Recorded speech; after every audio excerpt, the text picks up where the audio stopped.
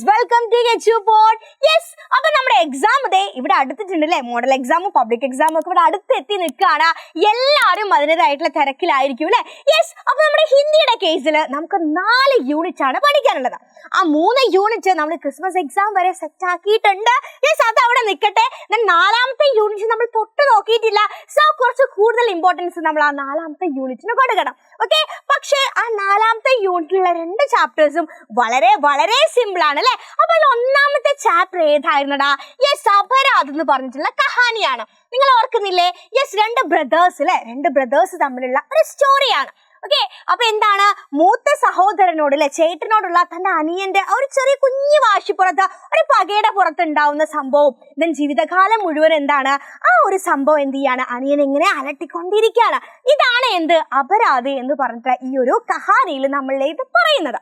Okay, yes, അപ്പൊ അപരാധ് എന്ന് പറഞ്ഞ കഹാനിയിൽ എന്തൊക്കെ കാര്യങ്ങൾ ഉണ്ട് എന്നുള്ളതൊക്കെ വ്യക്തമായിട്ട് അറിയാലോ അല്ലെ. അപ്പൊ ഈ ഒരു ചാപ്റ്ററിൽ നിന്നും റിപ്പീറ്റ് ആയിട്ട് ചോദിച്ചിട്ടുള്ള ഒരു ക്വസ്റ്റ്യൻ ഉണ്ട്. എന്താണ് ആ ക്വസ്റ്റ്യൻ? വിവശ ചോട്ടാ ഭായി സാലോं बाद क्षमा मांगते हुए अपने बड़े भाई को पत्र लिखता है. ഓക്കെ, അപ്പൊ ഒരുപാട് വർഷങ്ങൾക്ക് ശേഷം എന്ത് ചെയ്യാണ്, അനിയൻ ചേട്ടന് ഒരു ലെറ്റർ എഴുതാണ്. എന്ത് പറഞ്ഞിട്ട്? ഒരുപാട് വർഷങ്ങൾക്ക് മുൻപേ അനിയന്റെ ഭാഗത്ത് സംഭവിച്ച ഒരു മിസ്റ്റേക്ക് അല്ലെ, അതിന് സോറി പറഞ്ഞുകൊണ്ട് ചേട്ടനൊരു ലെറ്റർ എഴുതാണ്. ആ ലെറ്റർ ആണ് നമ്മളോട് എഴുതാൻ പറയുന്നത്. ഇത് റിപ്പീറ്റ് ആയിട്ട് ചോദിച്ച ഒരു ചോദ്യമാണ്. നമുക്ക് മോഡൽ എക്സാമിനോ അല്ലെങ്കിൽ പബ്ലിക് എക്സാമിനോ ഉറപ്പായിട്ടും നമുക്ക് പ്രതീക്ഷിക്കാവുന്ന ഒരു ക്വസ്റ്റ്യൻ ആണ്.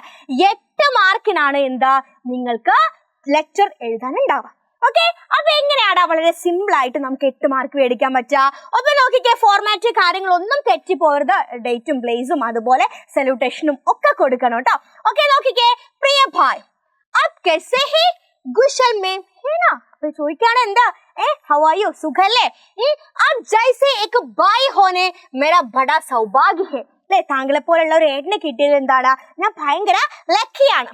ഭായ് मैं आपसे एक बात साफ बताना चाहता हूँ. അപ്പൊ പറയാണ്, ചേട്ടാ ഞാൻ ചേട്ടനോട് ഒരു കാര്യം പറയാൻ ആഗ്രഹിക്കുന്നുണ്ട്. उस दिन मेरा गढ़बल चट्टान से टकराकर उछला और सीधे मेरे माथे पर आकर लेखा.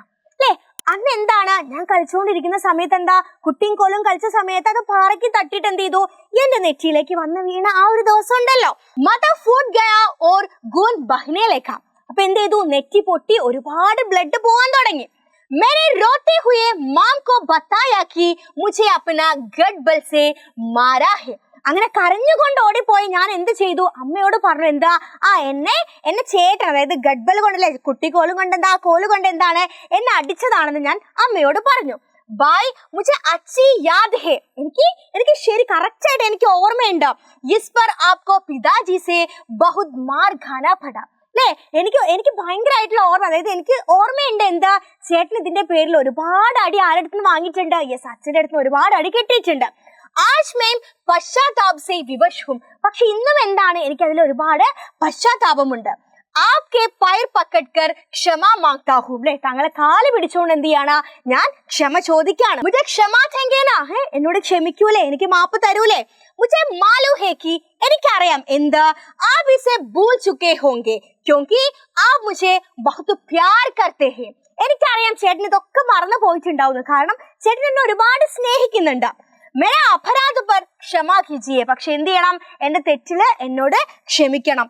കൃപയാ ക്ഷമ കീജിയെ, ആപ്കോ ഭഗവാൻ സദാ സന്തുഷ്ട രഖേ. എന്താണ്, ഈ ഒരു തെറ്റ് ചേട്ടൻ മറന്നു പോയിട്ടുണ്ടാവും, പക്ഷെ അതിപ്പോഴും എന്നെ അലട്ടിക്കൊണ്ടിരിക്കുകയാണ്. അതുകൊണ്ട് എന്ത് ചെയ്യണം, എന്നോട് ക്ഷമിക്കണം. ഇത്രയും മതി. യെസ്, ദെൻ നമ്മൾ എന്ത് ചെയ്യണം, ആരാണ് എഴുതിയല്ലേ, അതായത് ആപ്കാ ചോട്ടാ ഭായി ഹസ്താക്ഷർ എഴുതിയ ആൾ, അതായത് ഫ്രം അഡ്രസ്സും ദെൻ നേരെ ഓപ്പോസിറ്റ് എന്ത് ചെയ്യുക, സേവാമേം ടു അഡ്രസ്സിലെ ചേട്ടാണ് എഴുതുന്നത്. അപ്പൊ ഇത് കൊടുക്കാം, സേവാമേം നാം പതാ കൊടുക്കാം. അപ്പൊ ഇത്രയും കാര്യമാണ് എന്താ ഈ ഒരു അപരാധ് എന്ന് പറഞ്ഞ ചാപ്റ്ററിൽ അനിയൻ എഴുതുന്ന ലെറ്റർ ചോദിച്ചാൽ നിങ്ങൾക്ക് എഴുതാൻ സാധിക്കുന്നത്. സിമ്പിൾ ആയിട്ട് നമുക്ക് പഠിക്കാൻ പറ്റുമല്ലോ അല്ലെ. അപ്പൊ ഈ ഒരു ചോദ്യം ഉറപ്പായിട്ട് നിങ്ങൾ പഠിക്കണം. ഒരു പക്ഷേ നമ്മുടെ എക്സാമിന് ഈ ഒരു ക്വസ്റ്റ്യൻ നിങ്ങൾക്ക് കാണാൻ സാധിക്കും. ഓക്കെ, യെസ്, അപ്പൊ ഇതുപോലത്തെ ഇമ്പോർട്ടന്റ് ആയിട്ടുള്ള ക്വസ്റ്റ്യൻസ് നിങ്ങൾക്ക് വേണമെങ്കിൽ നിങ്ങൾ എന്ത് ചെയ്യണം, ഈ ചാനൽ ഒന്ന് സബ്സ്ക്രൈബ് ചെയ്യുക, മാക്സിമം ഫ്രണ്ട്സിന് ഷെയർ ചെയ്യുക. യെസ്, അപ്പൊ ഇതുപോലത്തെ ഇമ്പോർട്ടന്റ് വീഡിയോസ് ആയിട്ട് വളരെ സിമ്പിൾ ആയിട്ട് പഠിക്കാൻ പറ്റുന്ന രൂപത്തിലാക്കിയിട്ട് എന്ത് ചെയ്യും, യെസ് മിസ് വരും. അപ്പം ഇതുപോലത്തെ വീഡിയോസിനായിട്ട് ചെയ്യാം. അപ്പം നെക്സ്റ്റ് വീഡിയോയിൽ കാണാം.